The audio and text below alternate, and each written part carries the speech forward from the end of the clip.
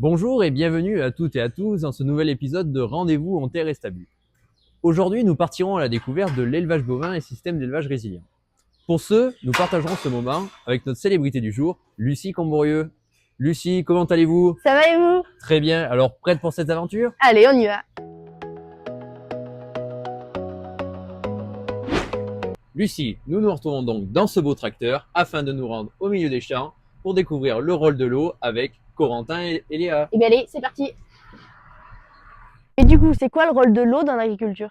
Nous le savons tous, l'eau a une place très importante dans l'agriculture, que ce soit dans l'élevage.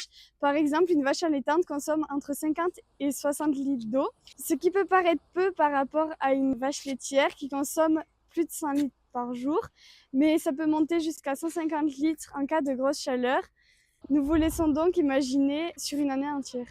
Mais l'eau est encore plus exploitée pour les cultures comme le maïs, la luzerne, grâce à l'irrigation qui permet d'aider ces cultures pendant les périodes de sécheresse qui sont de plus en plus fréquentes dues au réchauffement climatique.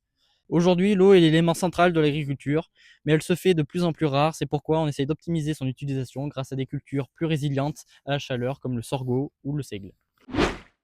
Notre sujet étant l'élevage bovin, nous nous retrouvons donc devant les vaches. Lucie, reconnais-tu cette race? C'est une Montbéliarde, non? Lucie, c'est une vache de race ferrandaise. Elle est originaire du Massif central et est plus particulièrement localisée dans le Puy-de-Dôme. C'est une vache peu connue due à son faible effectif. C'était la vache dominante d'Auvergne jusque dans les années 50. Suite à l'élevage laitier intensif et à la mécanisation de l'agriculture, cette race a été abandonnée. La ferrandaise a de nombreux avantages, comme sa rusticité et sa mixité. C'est une vache où on y connaît peu de besoins sanitaires. Pour finir cette émission, vous qui nous regardez et toi Lucie, je vous emmène au milieu des haies. Pourquoi les haies? C'est quoi l'intérêt? C'est ce que nous allons voir tout de suite. Les haies ont un réel intérêt pour les parcelles qui les entourent. Notamment, elles protègent du vent et de l'érosion de sol, ce qui favorise la biodiversité et la fertilité de ceux-ci.